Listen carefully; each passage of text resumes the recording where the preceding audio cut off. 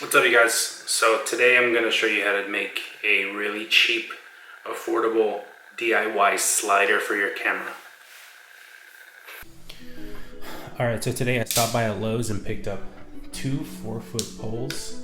They are made of plastic, and these are going to act as our track for the slider. And I also picked up 3 of these things. I don't know what the name of these are, but what they are is they go into your wall, and they're only like 88 cents or like something like that. They're less than $1 a piece. So I picked up 3 of them, and I punched out. On one of them, you want to punch out 4 holes in each side, which is going to, I'm going to mount a 1/4-inch screw onto this, and that's going to act as our guide or as our mount onto the track. And then the other 2, you want to figure out what side you want to use as your end pieces. So what you're going to do is you're going to poke out only 2 of the holes on one side, and then leave these here kind of to stop the pole from sliding through. And you want to do that only on the 2 sides on the inside, so these are still intact. So what you want to do first, starting out, is you want to peel off the sticker. As you can see here, I was struggling with it a bit and I left the residue. So what I'm going to do is I'm going to use some Clorox disinfecting wipes, and I'm going to slowly work off this sticky residue stuff that was left on. You can see that? I'll slowly work that off. So actually, you want to use something with an adhesive on the back, some kind of cloth-like material. So what I'm going to use is a Velcro, the soft end of a Velcro patch. So I'm going to need 8 strips. What I'm going to do is I'm going to place these on top of each little circle. Oh, another thing that you're going to want to do is once you punch out the holes out of these, you're going to get these little like tabs that kind of stick out. That little thing right there. You want to take your knife and just kind of smooth that out the best you can.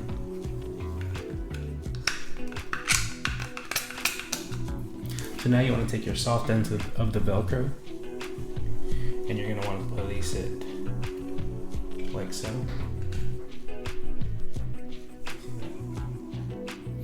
Just to kind of protect the piece while it's sliding and kind of give it a smoother track. Okay, so what the finished product should look like is this.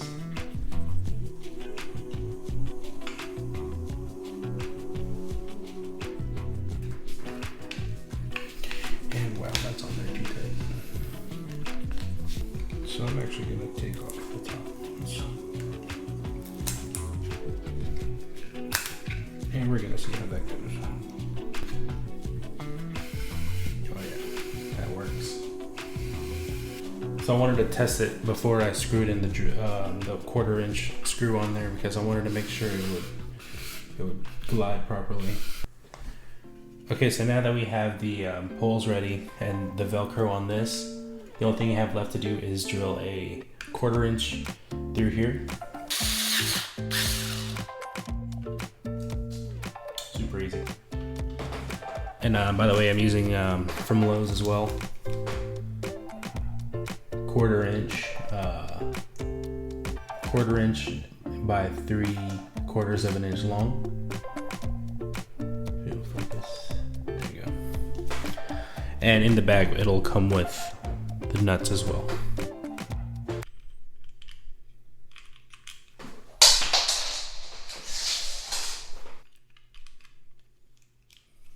Come on! Wow. Failing.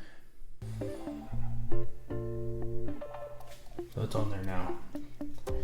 So I ended up putting a bolt or the nut under it, and then another one on top as well, and that seemed to do the trick. So now that the mount is finished, we need to work on the end pieces, which normally I would use glue, but I can't find mine. So what I'm going to do for now is just duct tape it on, or I'm gonna use electrical tape for now.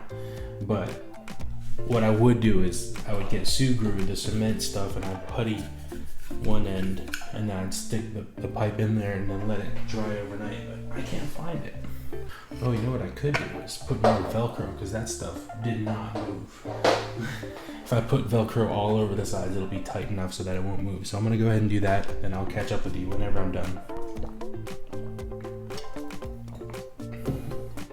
Okay, so here is the finished product. I went ahead and slid these in, and they fit in just fine with the Velcro on the top and the bottom, so I don't actually need to tape them or cement them or anything like that. And in the future, I'll put some kind of plate here to make it so that it doesn't scratch things up whenever I set it down. But here's that middle piece with both holes that were punched out with the Velcro on the bottom only. And then here is the end piece. And when I pushed it, the thing popped out, but that's fine. Excuse me. So yeah, and now we have a slider in which I'll be able to mount this anywhere, well, not anywhere, but on any surface, any flat surface, and I'll be able to get some smooth shots. So I'm gonna do a couple of test shots with this, and then we'll see how it goes.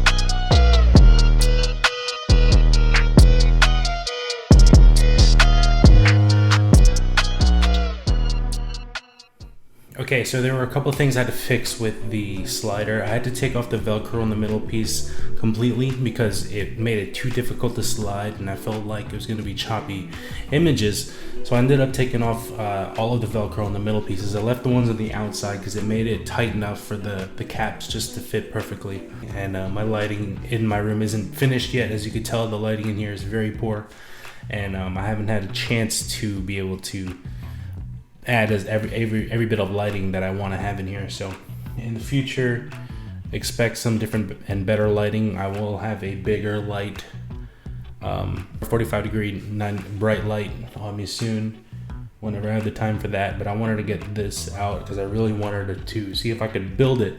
The parts overall were for the project were less than $20.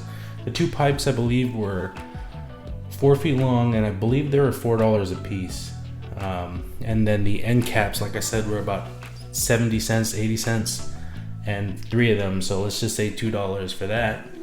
And then the Velcro I already had laying around, but I'm sure that was no more than $2 or $3 at Target or something like that. And the 1/4-inch screws were $2.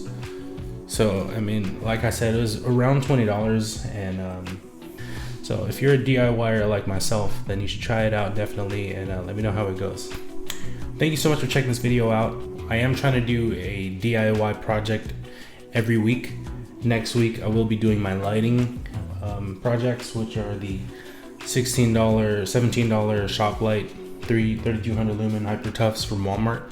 I'm gonna try to make mimic a 120D aperture light situation here instead of the going all out with the expensive stuff. So since it's a hobby right now, it's just kind of a smaller DIY projects that won't hurt my wallet, and stuff that just about anyone can do. So these are projects that are cheap, easy to do, and things that just about anyone can do. So you don't need any special skills for that.